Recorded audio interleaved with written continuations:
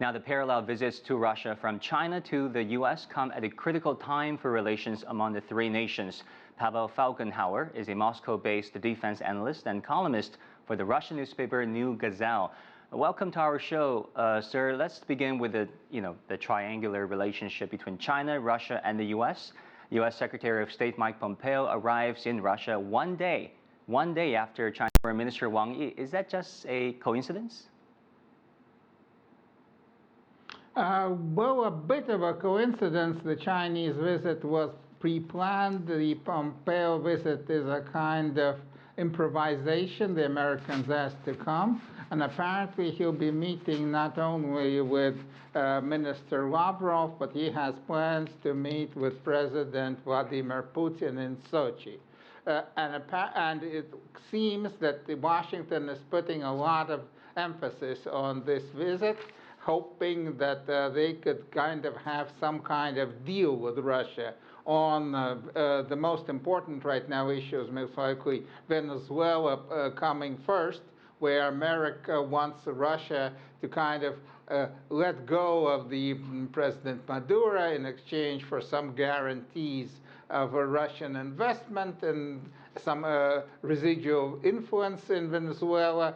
And so this is going to be some tough negotiations happening. And China has also a finger in the pie in Venezuela too, and has its own problems with America. So Russia right now finds itself in a kind of position where it talks to both Beijing and to Washington, a position that most likely Russia would want to be able to talk to both sides on a high level.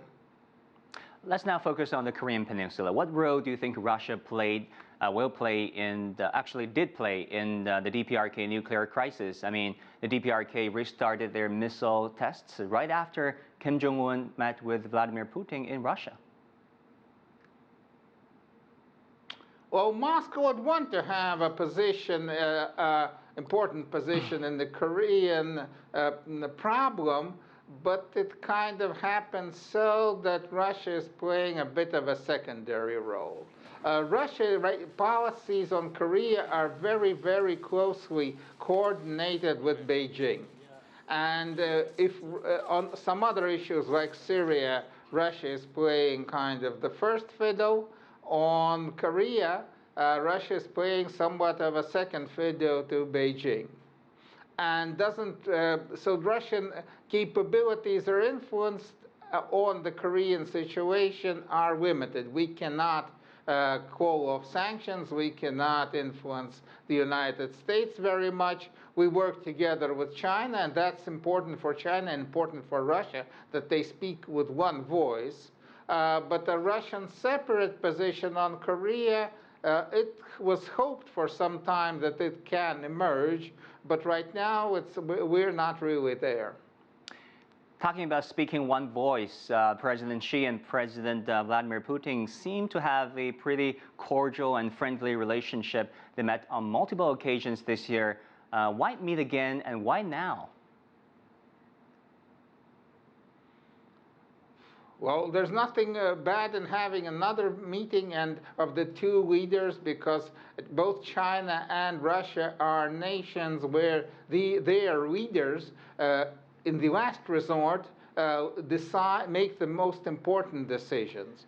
And that means them working together and having a personal relationship is very important for the Russia-Chinese relationship to continue to develop, which of course is very important for both nations, which have right now serious problems with the third person in this triangle with Trump and America, and it's important for them to work together there. And so another meeting, another visit by the chairman to Russia, to St. Petersburg, is of course very important. Pavel Felgenhauer from Moscow, thank you so much for your perspectives.